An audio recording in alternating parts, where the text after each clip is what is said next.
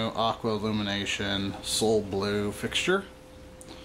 As you can see, in comparison to my hand, kind of got a big hand, but it's a little over a foot long, a little bit wider than 6 inches. You get the 3 LEDs in each puck, one royal, one blue, one standard white. You can actually see through a little bit down to the circuit board. It's kind of a fancy effect, but nothing you'd see unless you're going to hang it. It wraps around. There's the data ports on the back here. The fixture, when you get it, and it comes just like this, you're going to have to unscrew the bolts on the top and just spin them out. And the reason you have to do that is they actually slide onto the mounting bracket that they provide, unless you're going to use alternative means of mounting, of course. Once loosened, you just kind of spin them by hand. Approximate height, nothing special, just enough that they're going to slide into that groove there.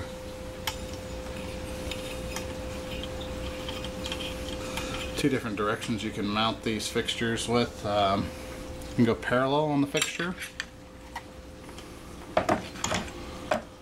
or they can go front to back. I'm going to go ahead and show you a parallel mount real quick. So that's what they look like when they're mounted parallel in comparison to the rest of them being mounted front to back. Just slides on the bolts. Hangs kind of loose. The reason they do that is because you're going to want to tweak the positioning of the light to get your spotlights or your high peak areas in the right place. They do spotlight a little bit. I'm not going to say that they don't. The lenses are better than the previous generation on that, but they definitely do leave a beam downward. So you're going to want to elevate them probably about 4 to 6 inches off your tank to get rid of the spotlight effect if you hate it. Just remember, the more you raise it, the less intensity you're going to have, but it's kind of a moot point with how bright these things are. So spinning it back around, it just slides onto both rails.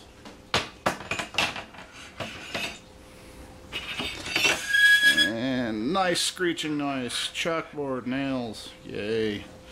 Next I'll show you guys the wiring assembly on the back for the data links. Okay, so we're going to start the breakdown of assembling the Aqua Illumination 4 module 48-inch light system.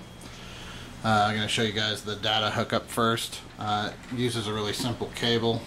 It's an adapted headphone cable, so it's got 2 channels for data path and 1 for power. Links the modules together. You just kind of daisy chain them.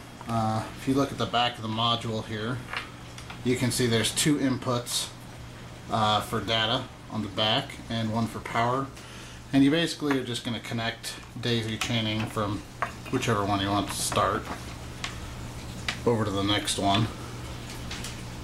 Just make a quick path here.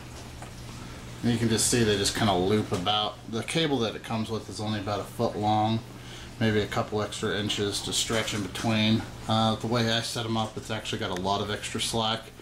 A lot of people have complained about the length of the cables, but they seem to be sufficient. Perhaps if you ran the modules long ways, you might want a little bit longer. On the initial hookup, the data sheet does say to hook all the modules data paths up before installing power. So as far as the daisy chain goes, it goes from one module to the next just in a pretty standard pattern, just like so. The modules all sit on 2 aluminum rails. They actually ship the rails out first, so you're like, sweet, I got my lights, but it's just rails. It's kind of disappointing. The legs are a separate unit here. Quick screw tap to keep them in place. And the little end cap slides on. Just for a note, don't try forcing the legs over the end cap. Actually read the thing and put the legs on first and then the end cap. Otherwise you're going to scrape or break a lot of metal. You can see I've got little marks indicated to where the legs were installed. They just slide on pretty simple. Nothing very special there. Slide them into place and then screw them down. Then the end cap just kind of clips over. I was really disappointed with the height on the legs on this module. It's the one complaint I actually have is you'll see when I get it above the fish tank that it is literally hovering over the surface of your water. If you have a similar problem, I definitely recommend, if you can see a side shot here, but I definitely recommend that you're going to want to get a hanging kit or some other means of getting this up off the fish tank so that it's not hovering right on it. I'm using glass lids right now, and they tend to cut out a lot of light. So, I mean, this is the basic fixture. It comes with some heavy-duty screws that go into the end cap over here. And when you go to the hang kit, you basically leave them out, and there's a little eyelid that flips over the end of these and then goes into the end over here. And that's pretty much their hanging kit. It comes with a little beveled adjuster, hangs from your ceiling. I'm not so sure about that with drywall, but we'll see later if I'm going to go that route. But as far as the data path is concerned, you could use any headphone plug. So if you wanted to separate these modules a great distance, you could. A lot of people like to run them long ways or parallel with the bars instead of front to back like I do. It's my setup. I just thought it looked cleaner doing it this direction. Seemed to work better with the center brace too.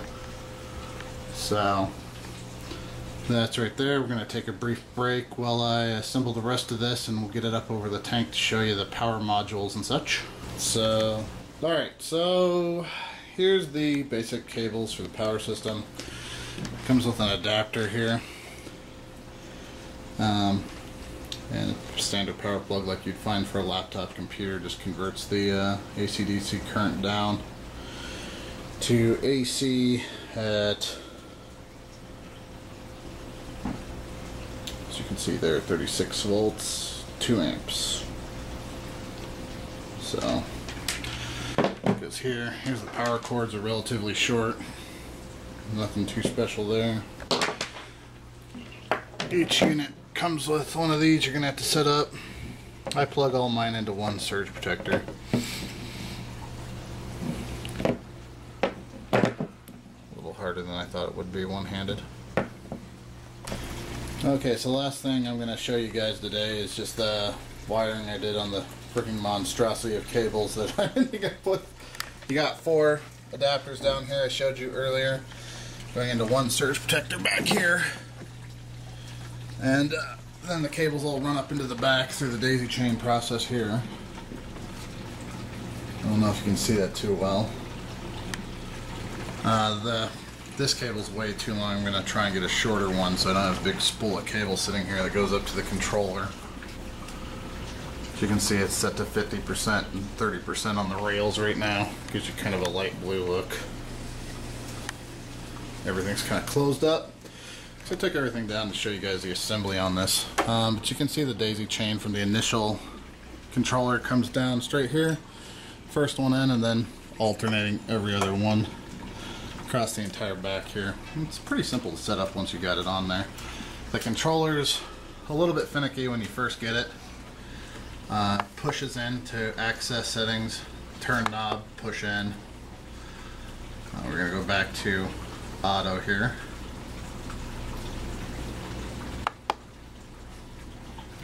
Or not.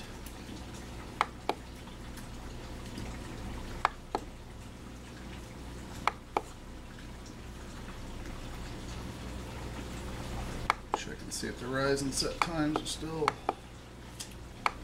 good to go. 30-minute sunrise and sunset. X intensity. And we want the lunar cycle on. Turn that off. And now we're on auto. Not sure if that time's correct, but I'll have to reset that because it's unplugged. It's basically a USB device with backlighting on the LCD screen from LEDs. I'm assuming probably even Crees, just because they buy them in bulk. Wouldn't even surprise me. Like, oh my god, I got Cree bulbs in there. As I told you earlier, I am using the glass tops because I want to show you the clearance here is non-existent to the water. So if my fish splash or anything happens, light fixture go bye-bye. So basically, glass heads. They're going to chop off something like 30% of the usable light though. So intensity is going to have to be increased a lot. I'm not sure what I'm going to do on that, if I'm going to switch to acrylic tops or if I'm going to try and hang this. Wasn't too keen on hanging it because the 4-year-old likes to come up to the side of the tank and stare at the lights if you do that. And I don't want a blind kid, so here we go. That's pretty much it. If you guys have any questions, let me know, send me a message, and I'll answer them to the best of my ability.